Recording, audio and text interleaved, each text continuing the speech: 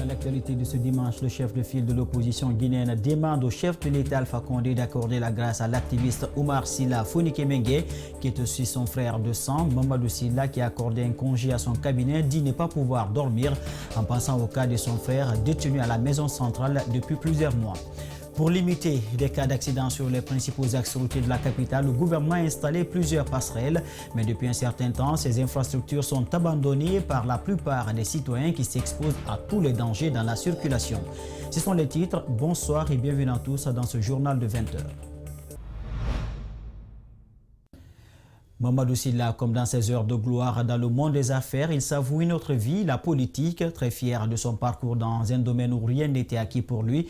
Aujourd'hui, il se dit fier et s'autorise même le luxe de donner à son cabinet de chef de file de l'opposition un congé, le temps pour ses équipes de recharger les batteries. À cœur ouvert, s'il s'est confié à notre reporter Mamadou Sadio Baldé. Suivez. Le chef de file de l'opposition guinéenne en congé politique.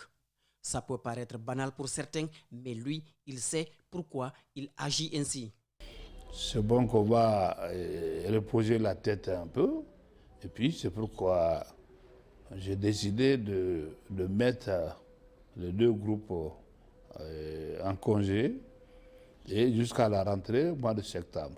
Mamadou Silla a touché de l'argent, mais manipuler de l'argent est très différent de gérer des hommes, surtout politiques. Hein, tout ce cabinet-là, quand tu prends, comme tu as dit, de tout, de Makale, les Faya, les Badiko, tout ça. Donc, vous voyez, c'est pas le monde aujourd'hui.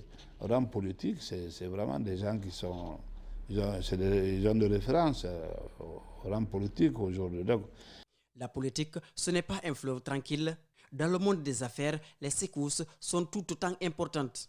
Il se compare tout simplement à Bernard Tapie qui lui aussi aura presque tout eu et surtout beaucoup subi. On peut dire que je suis comme Bernard Tapie. Bernard Tapie, il était un homme d'affaires à l'époque, homme de sport, homme politique. En mode congé, le chef de file de l'opposition a le temps de se souvenir de ses heures de gloire sous le régime de Conté. Quand pour la première fois, Silla à l'époque a touché à une valise diplomatique, il était dans un autre monde. C'était la première fois que j'entends l'histoire de valises. Moi, quand on dit valise diplomatique, moi je pensais que c'était des grands malcantines. Alors la première fois qu'on me donne comme une valise, je partais à Mali, mais il faut voir, le valise c'est quoi? C'est une enveloppe, c'est des documents. Sa présence dans tous les secteurs de la vie du pays inquiétait même un diplomate allemand qui a cru le conseiller. Le jour qui n'est pas là, on va tomber sur toi et tu finiras ce jour toi aussi. Je l'ai dit, j'ai dit, je ne sais pas où tu seras parce que tes fonctionnaires ne sont pas guinéens, mais partout où tu vas te trouver, et tout peut se passer ici, et je serai encore ici, et plus fort encore. En ce moment, l'homme d'affaires devenu acteur politique s'organise pour préparer définitivement sa retraite. Mamadou Sadio Baldé, il faut dire que le seul souci qui ronge le chef de file de l'opposition guinéenne, c'est son impuissance face à la détention de son frère de sang en prison. Il passe des nuits blanches et s'attend à un geste du président de la République, libérant l'activiste Oumar Silla Fonikemengue. On suit à nouveau Mamadou Silla au micro de Mamadou Sadio Baldé. C'est une situation très très malheureuse, très regrettable. Et je me trouve impuissant devant cette affaire. Vous voyez, quand ton frère, frère de sang, qui est dans cette situation comme ça, ces gens-là, Fonikemengue, Oumar Fonikemengue, il ne connaît pas presque son père. Il ne le connaît pas pratiquement. On a perdu notre papa il était très jeune. Donc, ça me fait très mal de fois. Pour dormir même la nuit, c'est un grand souci pour moi. Mais même j'ai fait le débat, je suis parti voir le président une fois, deux fois, trois fois. Je parle, n'est-ce pas, de l'histoire de Oumar pour lui expliquer que c'est mon frère de sang. Ça me fait mal. Après un an de condamnation, et puis je retrouve avec 3 ans encore. Tous les jours sont relaxés. Et bon, lui, il est là-bas. Voilà, donc de toute façon, la situation est dans le main du président maintenant, parce que la justice a fini son travail. À l'occasion de la journée panafricaine des femmes célébrée ce samedi, l'ONG Les Icônes a organisé ce week-end une conférence basée sur le leadership féminin. Cette structure, à travers cette conférence, vise à mettre la couche féminine en confiance face aux défis qu'elle traverse. La conférencière, au cours des débats, a largement donné des informations sur le leadership d'une femme africaine, notamment les cas spécifiques de la Guinée. André Mossié-Milimono, la Minsila pour le détail. La femme face à son avenir, c'est le thème de cette conférence organisée par l'ONG Les Icônes. La conférencière, dans son exposé, s'est axée sur la question des femmes leaders en Afrique et en Guinée, notamment la problématique qu'elles ont à s'assumer. Quand on prend la Guinée, c'est quand même une société patriarcale où on pense que la femme a sa place à la maison et que c'est à l'homme de sortir et de chercher l'argent. On a eu des icônes, des héroïnes, ou même des héroïnes qu'on connaît, d'autres qu'on ne connaît pas, qui se sont battues, qui ont permis à ce que nous soyons là où on est aujourd'hui. Sur le plan mondial, on le dit tout le temps, il y a de plus en plus de femmes, c'est prouvé scientifiquement. Maintenant, si vous ne voulez pas donner l'opportunité à cette grande couche de l'humanité, quel monde vous voulez avoir finalement ? Au cours des débats, il a été question de plusieurs thématiques comme l'émancipation de la femme, les inégalités de salaire entre hommes et femmes dans les entreprises, la femme entre gestion de la vie conjugale et professionnelle, pour ne citer que celle-ci. Mafouda Bangoura espère que ces échanges pourront profiter à la couche féminine. J'ose croire, j'espère que tout ce qui a été dit ce matin, elles les ont assimilés et que ça va leur servir pour pouvoir faire beaucoup de choses demain. Parce que c'est cela l'objectif. Avoir des femmes, oui, mais avoir des femmes qui puissent mieux faire demain. La présidente de l'ONG Les Icônes a pour sa part invité les femmes à s'assumer afin de relever les défis de la société. On a des femmes qui sont très intelligentes, mais qui n'arrivent pas à se démarquer parce que tout simplement il y a des hommes qui les gagnent. Donc c'est pourquoi on a décidé de prendre ce sujet. Je leur dirais qu'il n'est pas trop tard, mais n'ont qu'à se lever, travailler partout, aimer ce qu'elles font. Je pense que la mission de l'ONG Les Icônes consiste d'orienter et d'accompagner la couche féminine pour être autonome et émancipée. La dégradation de la route Somparia-Sangouéa, située dans la commune de Matoto, reste un calvaire pour les usagers pendant cette saison pluvieuse. Un souci majeur pour les habitants de cette localité qui tirent la sonnette d'alarme dans cet élément de reportage que vous allez suivre en vue d'attirer l'attention des autorités sur leur souffrance. Reportage Marissa Camara, Adama Wadialo et Aliouba. La route de Somparia constitue un calvaire pour les usagers pendant cette saison pluvieuse.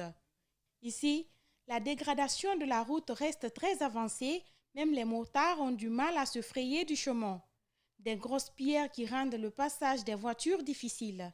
Oui, ça fait longtemps cette route-là, ça nous a créé des problèmes ici. On a même parlé au chef de quartier, mais jusqu'à présent, on ne nous a pas...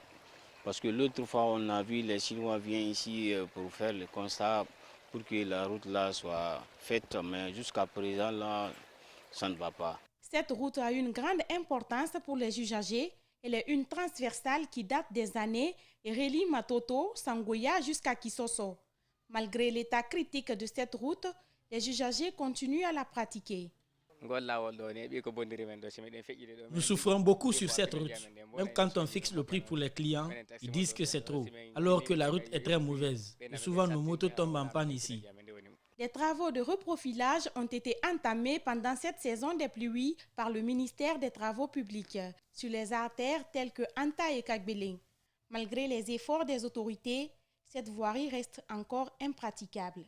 La route là, ça nous fatigue. Même s'il y a un piéton, ne peut pas passer ici, plus fort que les motards. Si le président peut nous aider à arranger la route là, ça nous fait plaisir. Lors de l'avant-dernier Conseil des ministres, le chef de l'État a donné des instructions au département des travaux publics pour la finalisation de certains projets de construction de routes et le reprofilage de certains trajets de la capitale.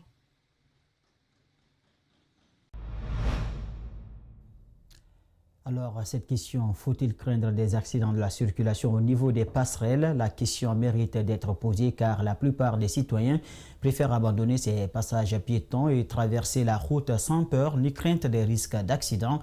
Pour constater ce phénomène qui prend de l'ampleur à Conakry, notre équipe de reportage s'est rendue à Koloma et à Dabondi. Fatoumata Bintabari, Elhadji Mamadou Saïdou Baldé et Aliouba. Sur cette image, aucune personne sur la passerelle de Koloma. Pas de quoi inciter ces jeunes filles à l'emprunter. Elles préfèrent violer l'interdit et traverser la passerelle sans peur ni crainte. Après elles, ce jeune visiblement pressé. Un coup d'œil, léger arrêt, il est parti. La crainte de l'accident ne l'effraie pas. Son programme d'abord et l'inquiétude après. Je suis pressé. Au lieu de monter sur le pont, j'ai préféré traverser pour rejoindre celui qui m'attend de l'autre côté. Voilà pourquoi je traverse. Sinon, d'habitude, je monte sur le pont. Malgré le fait que ces passerelles soient inaugurées, la route ne désemplit pas de piétons qui les traversent. Pourtant, cette traversée peut bien provoquer des risques d'accident de la circulation. Mais ils ne s'en soucient pas. Monter sur le pont me donne le vertige. C'est très haut, mais des fois, je m'efforce. Pourtant, il y a bien de citoyens qui sont conscients de l'importance de ces passerelles. À chaque fois, il y a l'accident à Dabondi, alors que l'autoroute, c'est très dangereux. Le pont là, ça nous arrange ici, ça nous satisfait. Tous les piétons qui passent, qui ne sont pas dans la sécurité. J'utilise les passerelles, c'est pour une protection. Parce que quand je traverse l'autoroute, une voiture peut venir me renverser de nulle part. On note parfois des accidents de la circulation à côté de ces infrastructures. Malgré tout, les usagers de la route ne se méfient pas. Je vous prie de monter sur le pont pour traverser. Il est fait pour ça. Le pont là est très utile pour nous. Vouloir traverser et le laisser est synonyme au risque d'accident. Quand ça arrive, tu as écourté ta vie. Si par endroit les citoyens n'empruntent pas ces passerelles, à Madina ou Bessia, ce sont plutôt les vendeurs qui font leur petit commerce. D'autres ont même érigé les lieux en domicile. Lancement de la campagne de reboisement au centre de la Guinée, c'est à Dabola. L'initiative est de la Fédération nationale des professionnels de la filière bois. Dans sa vision 2021, elle compte reboiser plus de 125 hectares à travers tout le pays. Malik Sangiana Kamara, depuis Dabola, nous signe cet élément de reportage. Munis des plans de différentes espèces, ces acteurs de la filière bois prennent d'assaut la commune urbaine de Dabola. Ils font le tour de la ville pour sensibiliser la population à s'investir dans la protection de l'environnement. Le carnaval ne passe pas inaperçu avec le son des fanfares et des slogans qui sont repris en chœur.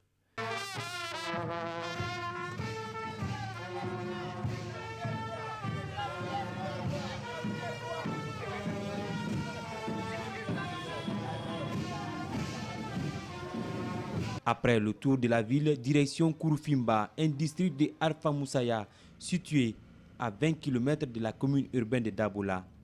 Ici, 4 hectares sont déjà aménagés, prêts à être reboisés. Cette activité mobilise les autorités administratives, communales et locales. Des œuvres s'inscrivant dans la restauration du couvert végétal sont au cœur des préoccupations. Si nous ne prenons pas garde, toutes nos ressources forestières, fauniques et floristiques vont disparaître. Nous serons exposés, nos cours d'eau vont disparaître. C'est ce qui n'est pas bon, ni pour la Guinée, ni pour la sous-région. C'est le directeur national des eaux et forêts, représentant du ministre de l'Environnement, qui a donné le coup d'envoi de cette activité. Par la suite, chacun s'est mis à la tâche pour mettre en sol 10 000 plants prévus pour les 4 hectares. La FNPFB renouvelle son engagement à exploiter rationnellement le bois tout en faisant du reboisement une priorité. Nous avons choisi Dabola puisque Dabola c'est le centre de la Guinée et nous sommes à notre 7e édition. Alors il faut faire le tour un peu partout. Vous voyez déjà les communautés se sont engagées avec nous. ce soir, ce matin, nous sommes accompagnés des autorités, des honorables qui sont de la localité et les fiches de la localité qui se sont engagés avec nous pour la protection de ce site. Cette campagne de reboisement Vision 2021 des professionnels de la filière bois s'inscrit dans le cadre de la réalisation de leur plan d'action quinquennal. La fédération compte restaurer 125 hectares dans 24 préfectures du pays d'ici la fin de cette opération de reboisement. L'Université pour le développement communautaire UDECOM a procédé ce jeudi à la remise des certificats de fin de formation à des étudiants. C'est dans le cadre du sous-projet appuyé à la mise en place des activités génératrices de revenus en Guinée forestière. Une initiative du gouvernement guinéen appuyée par la Banque mondiale à travers le projet Booster les compétences pour l'employabilité des jeunes BOSTEJ. Moïse Bitien Lama signe ce public reportage.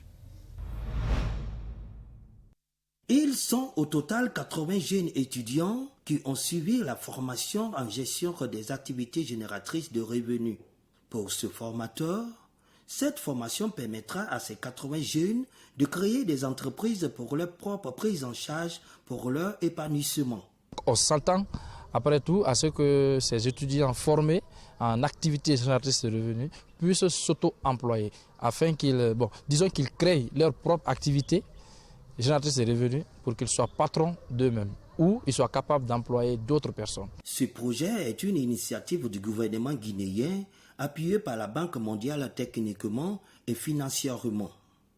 Quant aux récipiendaires, ils ont montré leur satisfaction et se disent outillés pour la réalisation de leurs différents projets. La formation m'a permis d'améliorer mes compétences et mes capacités dans les thématiques suivantes,